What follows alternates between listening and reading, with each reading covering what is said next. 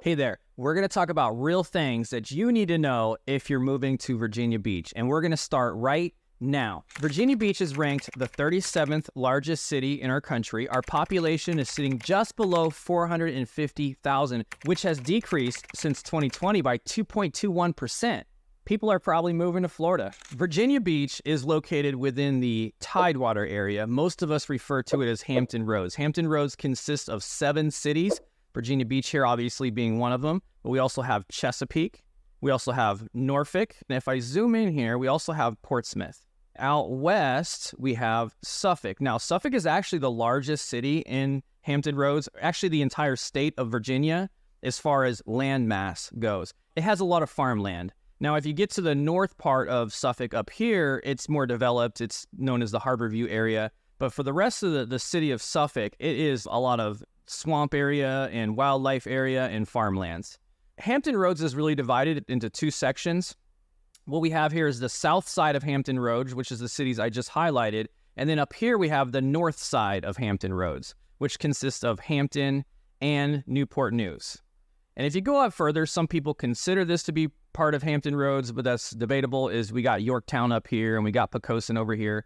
But this whole peninsula is considered really the north side of Hampton Roads. The cost of living in Virginia Beach is about 4.8% higher than the national average. Our housing prices are about 8.8% higher than the national average. If you're interested in learning more about the cost of living in Virginia Beach, check out the video I posted where I dive deeper into things like food costs, gas prices, transportation, healthcare, daycare, and all kinds of other interesting information when it comes to the cost of living here in Virginia Beach. One interesting thing about Virginia Beach is there's no hills. This area is flat. We actually have one hill. It's called Mount Trashmore. It was a landfill that they now turned into a park. But outside of Mount Trashmore, we have no hills. In Virginia Beach, we have this humid, subtropical type weather going on. Summers can be humid and hot, while winters are generally mild and not too cold. We do get occasional snow, maybe a couple times a year, but like I said, we don't have any hills. So if you have kids and you want to go sledding,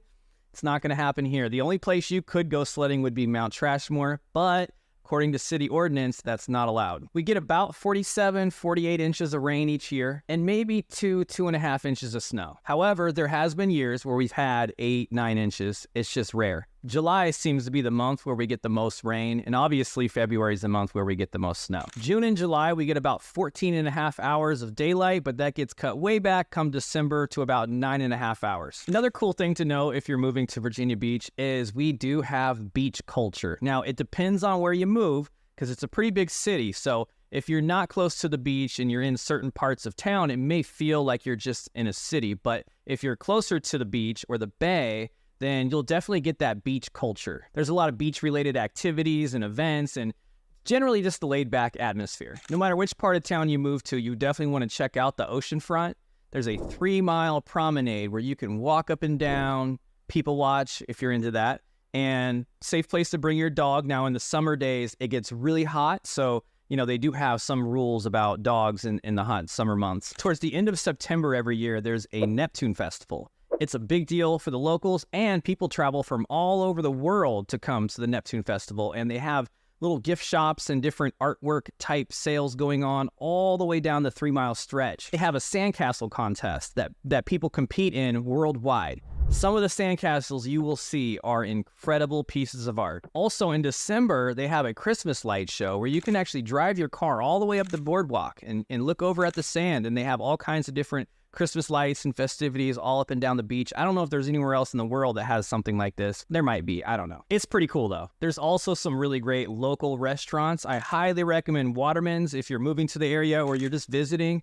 Check out Waterman's. Now, a few other beaches I want to point out before we move on is on the north side here, you will find on the bay, not on the ocean, but on the Chesapeake Bay, there's a few beaches right in this stretch here of Chicks Beach, Chesapeake Bay Beach, and then over here, you'll find First Landing State Park. Not only is there a beach, but there's also an entire park of trails and all kinds of fun things to explore. So Definitely want to check that out. With all these great beaches, it makes Virginia Beach a very desirable place to visit. So with that, we have a whole lot of tourists. The majority of the tourists are going to visit the Oceanfront area because that's our main resort area, but also down in the Sandbridge area as well. I haven't seen any numbers from last year yet, but I know in 2022 it was reported that we had 13.6 million people come visit Virginia Beach, bringing in about $3.7 billion to the city. The tourism, along with education, healthcare, and government sectors, creates a whole lot of job opportunities here in Virginia Beach. Our current unemployment rate is sitting right around 2.7%,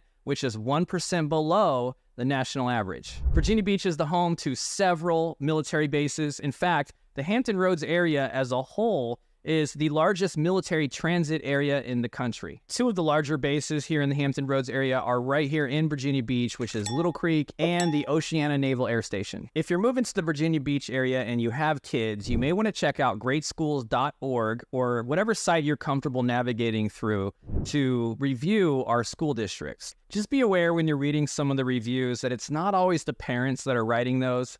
Sometimes it's the kids. Outside of being a tour guide here on YouTube, I'm also a realtor and I help buyers all the time find homes throughout the Virginia Beach area. If you are moving to the area and you have any questions about which neighborhoods you may want to consider depending on the school district or where you work, feel free to reach out to me. My cell phone number is in the description and you'll find it right here. Okay, let's talk about transportation. So in Virginia Beach, we do have a light rail and we do have some buses, but it is not enough to get you around like you're going to want and expect, so you're definitely going to need a car. Depending on where you work, one thing to be aware of is we do have a lot of tolls on many of our bridges and all of our tunnels. So you're going to want to get an easy pass. It's going to save you a lot of money. Another thing that will save you money is trying to avoid the tolls, especially the tunnels. The cost to travel to and from these tunnels, it adds up each month and each year. Depending on the tunnel or the bridge, it's going to range. With an easy pass, you can expect to pay about $3.06 per trip.